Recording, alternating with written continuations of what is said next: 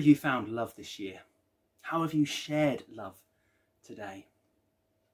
2020 has been a very different year to how any of us really would have expected or intended it to be when we began it back in January. And Christmas 2020 is going to be no different. Christmas is going to be different this year.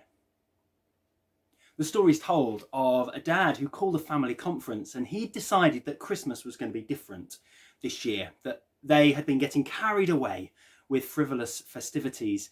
And so he told them they'll be more disciplined. They were going to cut down on excessive spending on gift. They were going to make sure that there was a better atmosphere among the visiting relatives. And his speech came to a great crescendo with his final rallying cry, "This Christmas is going to be the best Christmas ever."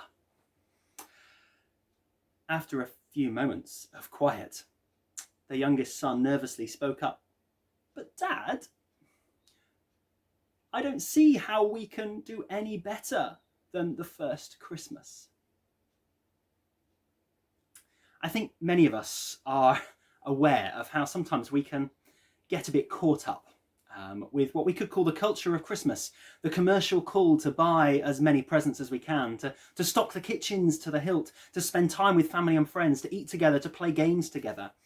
And familiarity can sometimes breed complacency.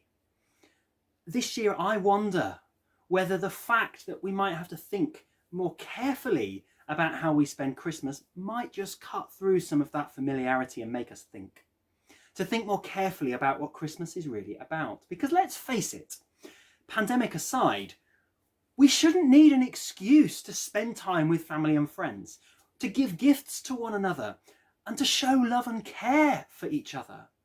This should be a normal part of our life as human beings. We're created to be in relationship with one another. Christmas is about something more important, something that no matter a family conference can ever improve on, something that no restrictions can take away. Christmas is not and cannot be cancelled. Because at Christmas we celebrate the world being interrupted by a gift of love. Because God shows his love for us through the life of Jesus, who, as Christians, we believe demonstrates true love to us, welcoming the outcast, caring for the stranger, loving us for who we are. Today is the fourth Sunday of Advent, and Advent is a time where we watch and we wait, a period of time that leads us to Christmas when we celebrate the birth of Jesus. But Advent is also a time of realising that what we are watching and waiting for is already with us. Jesus is already here and is a gift of limitless love for us.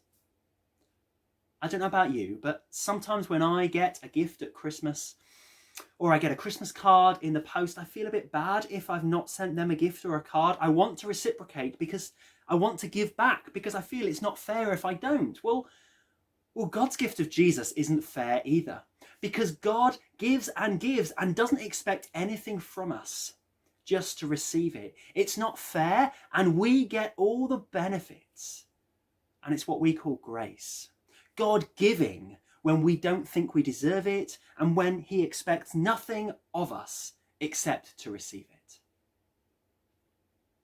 In Ephesians 2, we read, "For by grace you have been saved through faith. And this is not your own doing, it is the gift of God." In this year of interruption, this Christmas interrupted, may your life be interrupted by God's gift of love for you.